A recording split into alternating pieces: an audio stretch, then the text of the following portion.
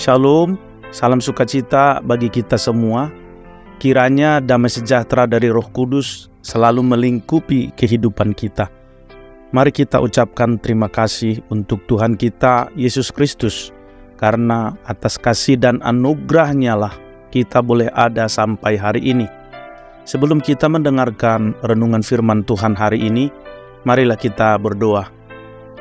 Bapa Surgawi, ya Allah, Bapa yang penuh anugerah, terima kasih kami sampaikan atas renungan hari ini.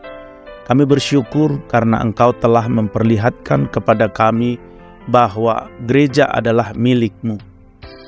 Bantu kami ya Tuhan untuk hidup sesuai dengan panggilan dan tujuan-Mu bagi gereja-Mu. Muliakanlah nama-Mu melalui gereja-Mu, baik dalam kata-kata maupun perbuatan. Bimbinglah kami dalam pekerjaan baik yang telah Engkau persiapkan sebelumnya. Beri kami kasih-Mu yang melimpah agar kami dapat mengasihi dan melayani sesama. Tetaplah menyatukan kami sebagai tubuh Kristus, saling mendukung dan saling membangun. Engkau adalah pemilik yang setia, yang memelihara gereja-Mu dengan kasih dan kuasa-Mu. Kami berdoa agar gereja-Mu menjadi terang dan garam di dunia ini, memancarkan kasih-Mu kepada semua orang. Terima kasih atas kemurahan-Mu ya Bapa. Dalam nama Tuhan Yesus Kristus kami berdoa. Haleluya. Amin. Saudaraku yang kekasih dalam nama Tuhan Yesus Kristus, hari ini kita akan belajar dari kebenaran firman Tuhan dengan tema gereja, pondasi yang tak tergoyahkan, yang didasarkan pada ayat Alkitab Matius 16 ayat 18. Demikian bunyi firman Tuhan. Dan aku pun berkata kepadamu, engkau adalah Petrus, dan di atas batu karang ini aku akan mendirikan jemaatku, dan alam maut tidak akan menguasainya. Amin. Saudaraku yang terkasih, gereja adalah suatu entitas yang unik dan penting dalam rencana Allah. Namun, ada momen ketika gereja dapat menghadapi tantangan, perpecahan, dan ketidakstabilan. Saat itulah pertanyaan muncul, gereja sebenarnya milik siapa? Apakah ada pondasi yang tak tergoyahkan? Dalam Matius 16 ayat 18, Yesus berkata kepada Petrus, engkau adalah Petrus, dan di atas batu karang ini aku akan mendirikan jemaatku, dan alam maut tidak akan menguasainya. Ayat ini memberikan pengajaran penting tentang kedudukan gereja dan pondasinya. Yesus menggunakan perumpamaan di atas batu karang ini untuk menggambarkan pondasi yang tidak tergoyahkan. Batu karang yang dimaksud adalah pengakuan iman Petrus bahwa Yesus adalah Mesias, anak Allah yang hidup. Yesus menyatakan bahwa gerejanya akan didirikan di atas pondasi ini. Dalam konteks ini, kita menyadari bahwa gereja sejati bukanlah bangunan fisik atau struktur organisasi semata. Gereja yang sesungguhnya adalah komunitas iman yang dibangun di atas pengakuan iman akan Yesus Kristus sebagai juru selamat dan Tuhan, sebagai Mesias.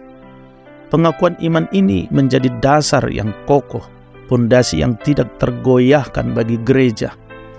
Iman kita kepada Yesus Kristus sebagai juru selamat membentuk inti identitas gereja. Pondasi ini memberikan dasar yang kuat untuk gereja menjalankan misinya dan menghadapi tantangan dalam dunia yang penuh dengan godaan dan pengaruh jahat. Pondasi yang tidak tergoyahkan ini juga memberikan harapan yang besar bagi gereja. Yesus menjanjikan bahwa alam maut tidak akan menguasainya.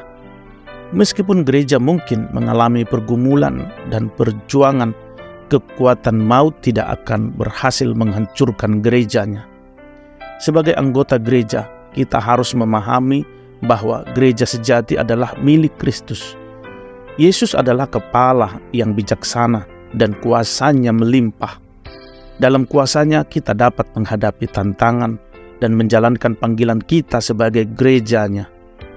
Saat kita menyadari bahwa gereja adalah milik Kristus dan berdiri di atas pondasi iman kepadanya, kita menjadi teguh dan kokoh dalam menghadapi godaan, perpecahan, dan pergumulan yang mungkin kita hadapi. Kita dapat hidup dengan keyakinan bahwa Kristus adalah pemilik yang setia, yang melindungi dan memelihara gerejanya. Mari kita menjaga pondasi kita, yakni pengakuan iman kepada Yesus Kristus sebagai Juru Selamat dan Tuhan kita. Marilah kita hidup dalam ketaatan dan kasih, saling mendukung dan membangun satu sama lain sebagai anggota gereja. Dengan demikian, gereja akan tetap menjadi terang dan garam di dunia ini, mencerminkan kepemilikan Kristus yang tak tergoyahkan. Bersyukurlah karena kita adalah bagian dari gereja yang didirikan di atas pondasi yang kokoh dalam Yesus Kristus. Marilah kita hidup sebagai gereja yang teguh dan kokoh dalam iman, menjalankan panggilan kita dengan penuh sukacita dan menyebarkan kasih Kristus kepada dunia yang membutuhkannya. Mari kita berdoa. Bapa Surgawi, Bapa yang kami sembah di dalam nama Tuhan Yesus Kristus, kami mengakhiri renungan ini dengan doa kepadamu. Kami menyampaikan terima kasih atas kebenaran firman-Mu yang telah kami dengarkan. Kami bersyukur karena Engkau adalah pemilik yang setia dari gereja-Mu. Bimbinglah kami untuk hidup sebagai gereja-Mu yang kokoh dan teguh dalam iman. Berikanlah kami kasih dan kesatuan dalam menghadapi tantangan dan pergumulan. Perkenankanlah gereja-Mu menjadi terang bagi dunia yang membutuhkan kasih-Mu. Kami berdoa kiranya Engkau memberkati gereja-Mu dengan berkat dan kuasa-Mu. Kiranya gereja-Mu menjadi alat-Mu untuk memuliakan nama-Mu di dunia ini. Kami berserah penuh dalam rancangan-Mu Tuhan. Terima kasih atas kehadiran-Mu dalam renungan kami ini. Dalam nama Yesus Kristus kami berdoa dan bersyukur. Haleluya. Amin. Saudaraku terkasih dalam nama Tuhan Yesus Kristus, demikianlah renungan kita hari ini. Biarlah kiranya semuanya menjadi berkat bagi kita dan menjadi kemuliaan bagi nama Tuhan Yesus Kristus. Sampai bertemu kembali dalam renungan harian berikutnya. Terima kasih, Tuhan Yesus memberkati.